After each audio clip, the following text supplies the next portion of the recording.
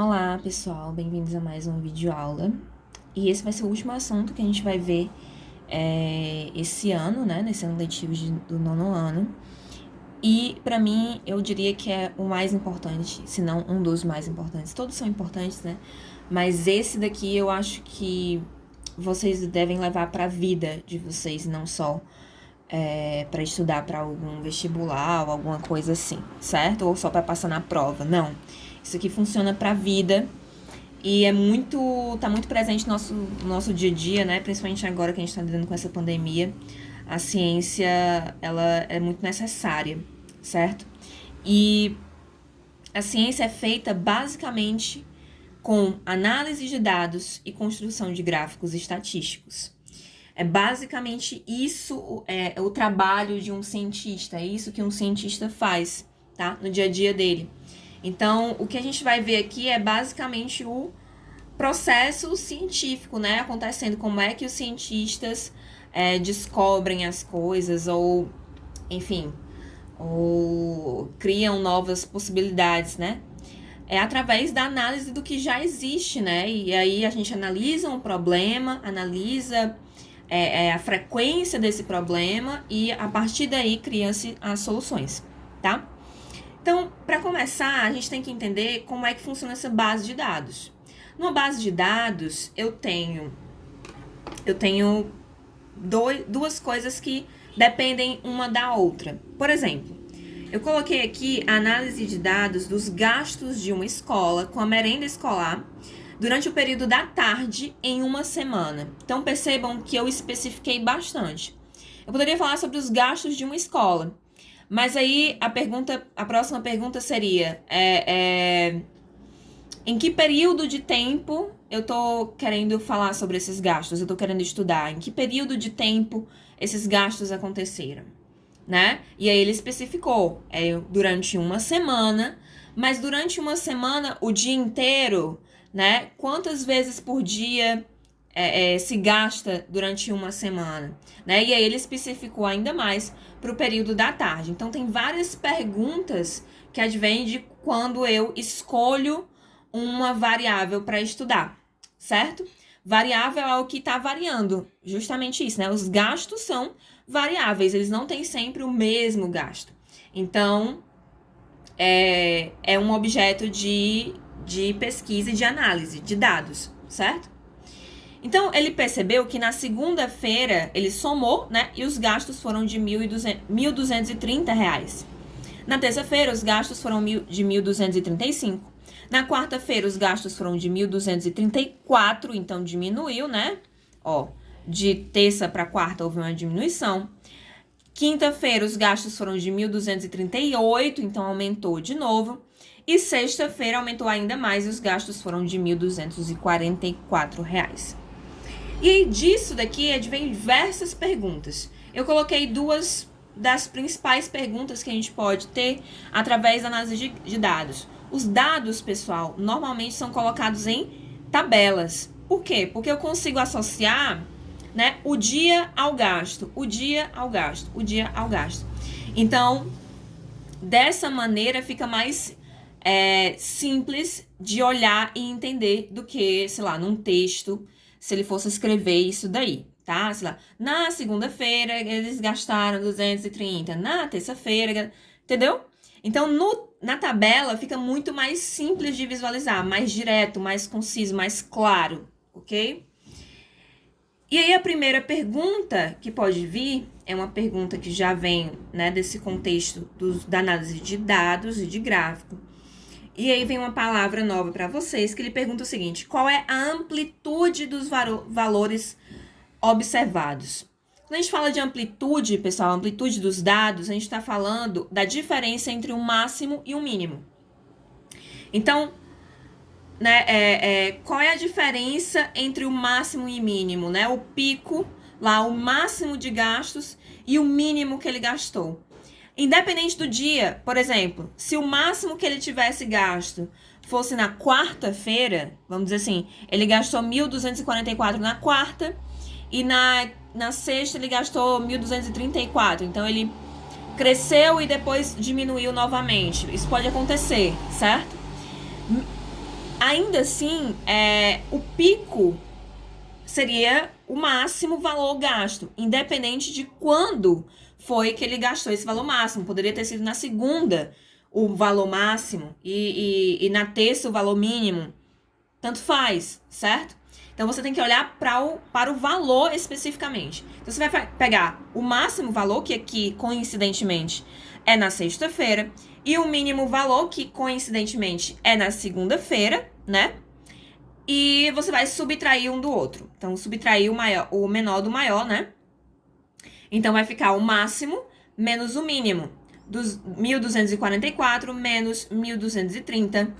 A diferença entre o máximo e mínimo é de 14, né? 14 reais nesse caso aqui. Mas a gente diz que a amplitude é de 14, ok? E aí, pessoal, a segunda pergunta que ele pode fazer é em relação à variação. Quanto que está variando de gasto, né? E ele pergunta qual é a porcentagem, e isso daí é um assunto que a gente vai ver agora. Porcentagem, ele sempre pergunta em termos de porcentagem, tá, gente? Por quê? Porque porcentagem é um parâmetro de comparação. Eu tô sempre comparando a parte com o todo. O todo é o 100%. Então, 50% eu sei que é a metade do todo, né? 25% eu sei que é um quarto do todo. Então, eu tô sempre com a porcentagem, eu faço automaticamente essa comparação com o todo. Então, ele pergunta qual é a porcentagem de aumento nos gastos de segunda para sexta-feira. Então, ele quer saber quanto que aumentou nos gastos comparando, né? Segunda para sexta-feira. Eu sei que aumentou 14 reais. Mas ele quer em porcentagem, né? Ele quer em porcentagem do todo. Vamos dizer assim. Então, o todo é o quê? É o que ele gastou na segunda-feira, né? Quanto que aumentou de segunda para sexta? Então, o todo que eu tenho que considerar é o que ele gastou antes, né? No início, que é segunda-feira. Então, segunda-feira, ele gastou R$ 1.230. Isso é o todo, é 100%. Então, eu coloco assim, ó, 230, tracinho, 100%, ok? Porque isso daqui se refere a isso daqui. Um é igual ao outro, tá? 1.230 é igual a 100% dos gastos que eu tô querendo comparar, ok? E 1.244 equivale a X% desse todo, né? Obviamente vai dar um valor maior do que 100%, porque 1.244 é maior do que 1.230. Mas, quando eu achar essa porcentagem aqui, eu vou saber quanto que ele gastou em comparação, né? Quanto que aumentou em comparação ao valor inicial. Então, o que eu faço? Eu vou multiplicar esses valores em cruz. Então, os extremos, tá? Esse daqui multiplica com esse e esse multiplica com esse. Então, vai ficar 1.244 vezes 100, tá? Vezes 100% no caso aí, ok? Vezes 100 igual, aí eu coloco um sinal de igual no meio e faço a outra multiplicação. 1.230 vezes X%, ok? Quando eu multiplico 1.244 vezes 100, eu só preciso acrescentar 2 zeros ao número, né? Vai dar 124.400. E aqui, multiplicando, não mudou nada, vai ficar 1.230x, ok? E aí, para isolar esse x aqui, o que eu tenho que fazer? Eu tenho que passar esse número que está multiplicando, x, para o outro lado, fazendo a operação inversa, que no caso é a divisão. Então, vai ficar que x vai ser o 124.400 que já estava lá, dividido por 1.230 que passou dividindo. Posso cancelar esses zeros, porque eles estão à direita, né? É como se eu estivesse dividindo por 10 aqui em cima e dividindo por 10 aqui embaixo. Eu consigo cancelar esses zeros. E eu vou ter que 12.440 dividido por 123 vai ser igual a x. Vamos fazer essa divisão. 12.440 dividido por 123. Eu vou pegar o primeiro número aqui que seja maior que 123. 1 é maior que 123? Não. 12 é maior que 123? Não. 124 é maior que 123? É. Então, eu vou pegar 124. Para dividir 124 para 123, o máximo que dá é 1, né? Uma vez. Então, 1 vezes 123, eu coloco aqui e subtraio. 124 menos 123 vai sobrar 1, né? Aí eu baixo o próximo número. 14 é menor do que 123. Não dá. E o que eu faço? Eu acrescento um 0 aqui na resposta e baixo o próximo número, que é 0. 140 dividido para 123. Também só dá uma vez, né? Porque se eu multiplicar por 2 aqui, já vai dar mais do que 200. Então, passa, não dá certo. Então, tem que ser por 1, né? Vai dar 123 novamente. Eu subtraio. 0 menos 3 não dá, pede emprestado daqui. Aqui vai ficar 3, aqui vai ficar 10. 10 menos 3 dá 7. 3 menos 2 dá 1. E 1 menos 1 dá 0. Da mesma maneira, não dá para continuar, né, pessoal? Porque 17 é menor do que 123. Agora, eu acrescento, como não tem mais nenhum número para baixar daqui, eu acrescento uma vírgula aqui e um 0 aqui na minha resposta, tá? Se tivesse outro número para baixar daqui, eu não precisaria acrescentar a vírgula, ok? Mas como não tem, então eu acrescento a vírgula e depois o 0. 170 por 123 vai dar 1 novamente, porque, como eu falei, 2 vezes 123 já passa de 200, então isso aqui não passou ainda, não dá. Vai dar 123 novamente. Eu subtraio novamente. Aqui eu já sei, né, que tenho que pedir emprestado. Aqui fica 6, aqui fica 10. Vai sobrar 7. 6 menos 2 vai dar 4. E 1 menos 1 vai dar 0. E aí, pessoal, continua, né? Aqui é uma dízima periódica. Mas esse número aqui já é o suficiente para mim. Então, eu sei que x vai ser igual, né? Esse valor aqui em porcentagem vai ser igual a 101,1%. Então, quanto foi que variou? Qual foi a porcentagem de aumento? É só eu comparar de antes com de depois. Então, o que variou foi 101,1% menos o 100% de antes, né? Final menos inicial. Então, 101,1 menos 100 vai dar o 1,1 que aumentou. Então, o aumento percentual de gastos foi de 1,1% em comparação aos gastos de segunda-feira. Então, sexta-feira, né? Qual seria a resposta, né, escrita? Os gastos de sexta-feira tiveram um aumento de 1,1% em comparação com os gastos de segunda-feira, tá? E como é que a gente constrói um gráfico disso daqui, né? Pra gente analisar graficamente esses dados. Primeiro, a gente precisa determinar os eixos, tá? Todo gráfico tem 2 eixos. Um eixo vertical e um eixo horizontal. Cada um desses eixos definem os dados da minha situação ali, da minha análise, ok?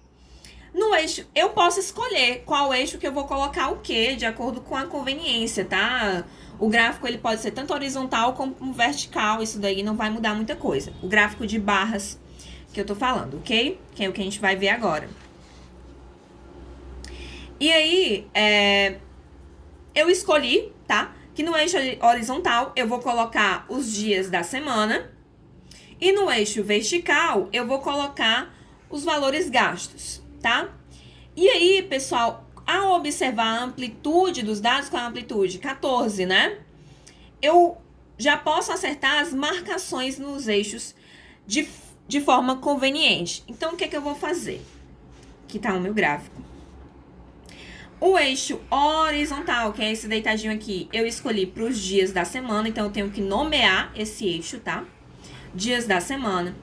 O eixo vertical, eu escolhi para os gastos em reais, ok?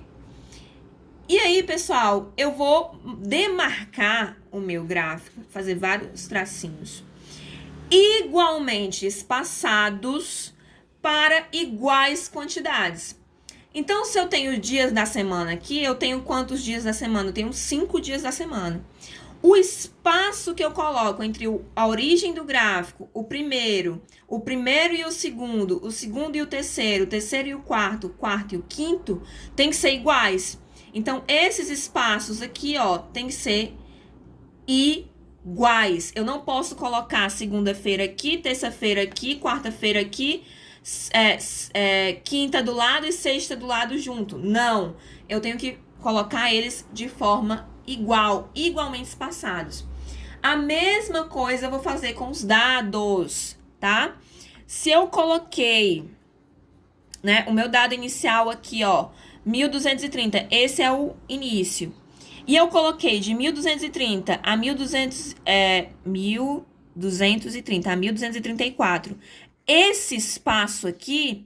Então, de 34 para 35, né, ó, daqui aumentou 4. Então, de 4 para 5 aumenta só 1. Então, eu tenho que ter um espaço menor. Proporcionalidade. Eu tenho que ter um espaço, uma diferença aqui proporcional. Se daqui para cá vale 4, né? Então, eu tenho que ter um espaço bem menor para valer 1. Ok? Mesma coisa aqui. Daqui para cá, né? Vale aproximadamente 4, que era a mesma coisa aqui, né? Que daqui pra cá vale 3. Eu tenho que, né, ter um espaço um pouquinho maior do que 1 para 3. E daqui pra cá, né? Eu já tenho 6. Então, eu tenho que ter um espaço bem maior para representar uma diferença de R$6 aqui. Ok? Então, como eu falei, vocês vão ter que espaçar de forma proporcional. Quanto menor a diferença, menor o espaço entre um ponto e outro. Quanto maior a diferença, maior tem que ser o espaço entre entre esses pontos, ok? Então, o que eu faço? Né? Coloquei as minhas marcações aqui para os dias da semana, lá para os valores gastos. Eu vou tracejar com a minha régua, ok? O encontro entre o valor gasto, certo? Que no caso aqui, ó, na segunda-feira foi de 1.230. Então, o valor gasto tem que coincidir com o dia da semana. E aí, subindo aqui da horizontal para vertical, né? Subindo aqui na vertical, eu vou construir uma barrinha e ela vai parar, né? O tamanho dela vai ser de acordo com o eixo daqui, ó, dos gastos. Então, aonde tem linha reta aqui, ó, o eixo do gasto, eu paro a minha barrinha. Então, ela termina aqui no valor referente que ela tiver. O que isso faz? E aí, eu faço isso para todos, né? No caso da terça, da quarta, da quinta e da sexta. Isso daqui, pessoal, é visual, né? É uma análise de dados visual. Com isso daqui, eu consigo ver claramente e fazendo justamente essa regra. Isso daí é necessário, tá? Tem que estar proporcionalmente espaçado, justamente para que eu consiga observar claramente, olhando para o gráfico, as variações. Então, eu percebo que houve um crescimento de segunda para terça, de terça para quarta diminuiu, né? Houve um decrescimento, e de quarta, quinta e sexta também houve um crescimento mais acentuado. Então, o gráfico me mostra isso, quanto que cresce ou diminui um certo dado, uma certa variação. No caso aqui, a gente está falando de gastos. Então, quanto que o gasto aumentou ou diminuiu em relação ao dia da semana. Ok? Espero que vocês tenham entendido como é que funciona o gráfico de barras. Se eu quisesse, né, mudar, inverter, colocar aqui esses valores aqui no eixo horizontal e os dias da semana no eixo vertical, o que ia acontecer? Essas barras, ao invés de estar aqui, elas estariam aqui, né, crescendo para cá. Só isso que muda, tá, gente? O processo de produção do gráfico é o mesmo, ok? Lembrando sempre que vocês têm que usar a régua. E esses, né, os tracejados têm que estar paralelos ao eixo horizontal. Então, eles têm que estar aqui, ó, retinhos com o eixo horizontal, tá? Não posso fazer um negócio assim, ok? Tem que ser paralelo, retinho, certo? Existe um outro tipo de gráfico, que eu diria até que é mais utilizado na ciência, que é o histograma de frequência, certo? Então, vamos dar um exemplo aqui para vocês entenderem como é que funciona o histograma de frequência. Imagina que um professor, ele resolveu medir a altura dos 35 alunos do 9º ano que ele tinha.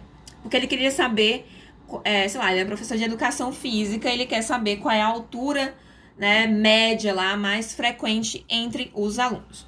E aí ele saiu anotando a altura de cada um. Então, Joaquim, Mariazinha, fulaninha, cicraninha, né? Então, imagina aqui, a altura de um é 171 centímetros, ou 1,71 m, 1,59 m, 1,85 m, 1,70 m, e assim vai. E anotou os 35. Como é que eu vou fazer um gráfico desse tipo aqui, pessoal, com 35 variáveis e que variam muito pouco? Por exemplo, ó, de 170 para 169, né? Eu teria que fazer um espaço muito pequeno, né? Ficaria até difícil de observar isso num gráfico. Quando isso acontece, quando eu tenho um dado muito grande, né? Eu tenho um grande número de dados que variam muito pouco entre si, certo? O que é que eu vou fazer? Eu vou separar esses dados em algo que a gente chama de classes, tá? Eu vou separar essa base de dados, eu vou agrupar essa base de dados em algo que a gente chama de classes. Classes, pessoal, são intervalos entre esses valores que tem sempre a mesma amplitude. Então, por exemplo, eu vou pegar a amplitude total desse histograma, né, dessa base de dados. Qual é a amplitude total aqui? Né? É o mínimo valor, como eu falei para vocês, é o máximo valor, a máxima altura, o mínimo mais alto, menos a altura menor, né? A mínima altura. Então, aqui a máxima altura, como a gente percebe, é de 188, ok? E a mínima altura, deixa eu ver aqui, a mínima altura é de 142 centímetros. Então, a pessoa mais alta tem 1,88 m e a pessoa mais baixa tem 1,42 m. Ou em centímetros, 142 centímetros, 188 centímetros. Então, eu sei que entre 140 e 190, né? Eu consigo separar em dezenas, de 140 para 150, de 150 para 160, de 160 para 170, de 170 para 180 e de 180 para 190. Então, eu consigo separar esses alunos em classes. Os que têm entre 140, entre 1,40 m e 1,50 m, os que têm entre 1,50 m e 1,60 m, os que têm entre 1,60 m e 1,70 m, e assim vai, ok? Até chegar no máximo, até eu conseguir abarcar todas as possibilidades. Então, eu separei eles em pequenos grupos, porque aí sim, com esses grupos, eu consigo fazer um gráfico, né, visual, ok? Eu diminuo a minha base de dados. Então, ao invés de contar um por um, eu vou contar eles em classes, em grupos. Então, o primeiro grupo, né, que tem entre 140 centímetros e 149. Então, de 140 para 149, né, do menino que tem 140 até os que tem 149, eu tenho 10 possibilidades diferentes, né? Do que tem 150 até o que tem 159, eu também tenho 10 possibilidades diferentes, né, ó. 140, 141, 142, 143, 144, 145, 146, 147, 148, 149. Eu tenho 10 possibilidades diferentes. Então, a amplitude da minha classe é igual a 10 centímetros, ok? Porque aqui tá em centímetros. E aí eu fiz minhas classes, ó, de 150 até 159, 160 até 169, 170 até 179 e de 180 até 189. Como o mínimo é 142, então ele entra nessa primeira classe. O máximo é 188, ele entra nessa última classe. Então, eu fui contando lá, né, no meu histograma, lá na minha base de dados, né, aqui, ó, quantos em cada classe. Então, os que tem entre 140 e 149. Tem o 142, que já tá aqui, né? E o 149, que tá bem aqui, ó. Então, eu tenho 2 alunos que estão nessa classe. Entre 150 e 159. 150, 1, 2, 3, 4, 5, 6. Então, ó, eu encontrei 6 alunos. 6 alunos que estão nesse intervalo. Entre 160 e 169. 1, 2, 3, 4, 5, 6, 7, 8, 9, 10, 11, 12, 13. Falta mais um. Cadê? 13, 14. Ok? Então, eu tenho 14 alunos que estão nessa faixa, entre 160 e 169 centímetros. Entre 170 e 179, eu tenho quantos? Vamos lá, ó. 1, 2, 3, 4, 5, 6, 7, 8, 9, 10. Então, eu tenho 10 alunos. 10 alunos nessa faixa. E de 180 até 189, os mais altos, né? Eu tenho 1, 2, 3 alunos. 3 alunos aqui. Então, somando todo mundo aqui, eu consegui colocar todos os 35 alunos nas 5 classes que eu dividi. E agora sim, eu vou fazer um gráfico, certo? Com as minhas classes e a minha frequência, tá? A quantidade de alunos aqui, nesse caso, é a quantidade de vezes em que dentro do meu dado eu tenho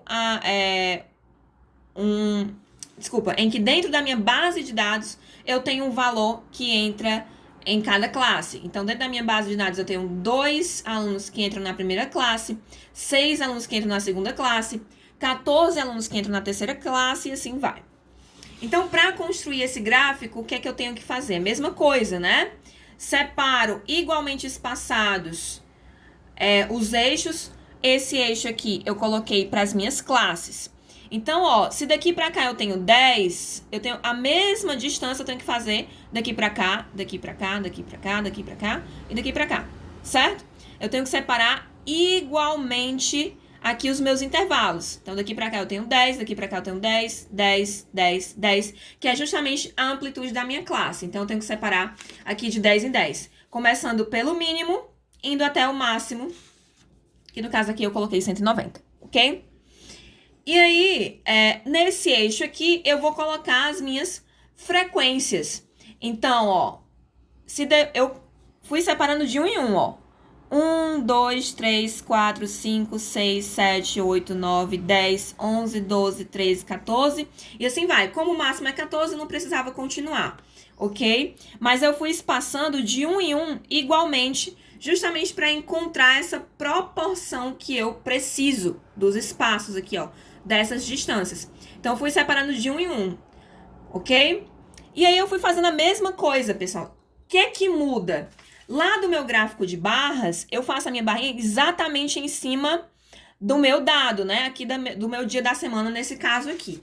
No caso de um histograma de frequência, eu vou fazer a minha barra entre os limites da minha classe. Então, se o limite da minha classe é 140 até 149, então, de 140 até 149, eu vou ter a minha barra. De 150 até 159, eu vou ter a minha outra barra, e assim vai. Então, as minhas barras são feitas entre os limites da classe, certo? E aí, ó, de 140 até 150, eu tenho equivalente a 2 da minha frequência. De 150 até 160, eu tenho equivalente a 6 aqui, ó. Ele termina bem retinho com 6, como eu falei para vocês. Tem que estar paralelo ao eixo aqui dos meus dados. De 160 a 170 é o máximo, né? É o pico. Então, a maioria dos alunos tem entre 160 e 170 centímetros. E 170 a 180, eu tenho, né? equivalente a 10 a frequência, e de 180 a 190 eu diminuí novamente, e eu tenho a frequência equivalente a 3 alunos, ok? Espero que vocês tenham entendido como é que se produz esses gráficos. Lembrando que vocês têm que nomear, tá? Sempre colocar o nome de cada eixo, do que é que ele está tratando. Aqui eu tô falando da quantidade de alunos, aqui eu tô falando da altura. E eu tenho que colocar em qual medida eu tô usando. Então, se eu tô usando em centímetros, eu tenho que colocar centímetros. Se eu estiver usando em metros, eu coloco metros e assim vai. Espero que vocês tenham entendido. Esse assunto é muito, muito importante. Façam as atividades propostas, mandem as dúvidas de vocês e a gente se vê na próxima aula, que é a última aula, e depois só tem a revisão e a prova. E é isso, não desistam, tá acabando, a gente vai conseguir. Um beijo, abraço, tchau.